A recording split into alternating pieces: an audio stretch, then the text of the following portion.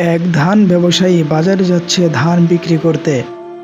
তার কর্মচারী একটা লম্বা কাঠের মাথায় দুটো টুকরি ঝুলিয়ে সেটা কাঁধে বহন করে নিয়ে যাচ্ছে। টুকরি দুটো ধানে ভর্তি। বাজারে যাওয়ার পরেই অর্ধেক ধান বিক্রি হয়ে গেল। এক পাশের টুকরি খালি হয়ে গেছে। সে পাশটা হালকা হয়ে যাওয়ায় কর্মচারীটির বহন করতে কষ্ট হচ্ছে। বাজারে পৌঁছতে এখনো বেশ বাকি।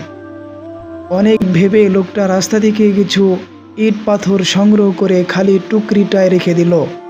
এতে করে আবার দুপাশের ভার সমান হয়ে গেল। এক জ্ঞানী ব্যক্তি এই অবস্থা দেখে খুবই আশ্চর্য হলেন।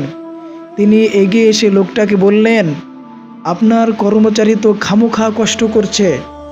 এক পাশের ধান অর্ধেক করে খালি টুকরিটায় দিলেই তো দুদিকের ভার সমান হয়ে যায়। লোকটা ভেবে বলল, তাই তো। তাড়াতাড়ি ইটগুলো ফেলে এক পাশের টুকরি খালি করে সেটাতে অন্য পাশ থেকে অর্ধেক ধান রাখলো। বাহ, এখন দুপাশের ভারী সমান। আবার ইটের বোঝা কমে যাওয়ায় অনেক হালকাও হয়ে গেছে। কাজটা করার পর লোকটি জ্ঞানী ব্যক্তিটির সীমাহীন শুকরিয়া আদায় করলো।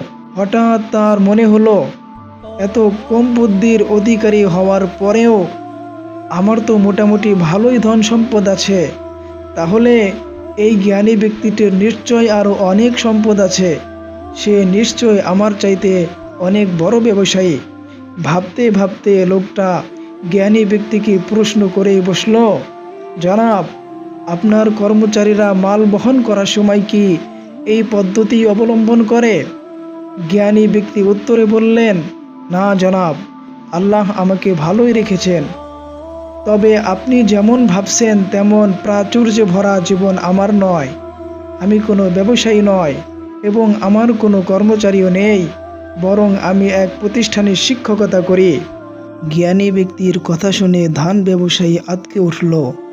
তার মুখ থেকে আনমনেই বের হয়ে গেল, বলেন কি, আপনার জ্ঞান তাহলে কি কোনো কাজে লাগলো?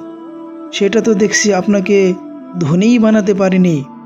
আপনার কাছ থেকে যদি আমি বুদ্ধি নেই তাহলে আমিও অবশ্যই দরিদ্র হয়ে যাব। ব্যবসায়ী কথাগুলো বলেই শুধু ক্ষান্ত হলো না, খুব দ্রুত ধানগুলো এক পাশে টুকরিতে নিয়ে খালি টুকরিতে আবার ইট পাথর তুলে নিল। বন্ধুগণ, এই গল্প থেকে আমাদের শিক্ষণীয় বিষয় হলো, জ্ঞানের কদর একমাত্র জ্ঞানীই করতে পারে।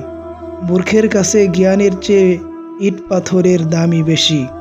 বন্ধুগণ, গল্পটি কেমন হয়েছে অবশ্যই কমেন্ট করে জানিয়ে দিবেন। আর আপনি যদি আমার চ্যানেলে নতুন হয়ে থাকেন তাহলে অবশ্যই চ্যানেলটি সাবস্ক্রাইব করে পাশে থাকবেন।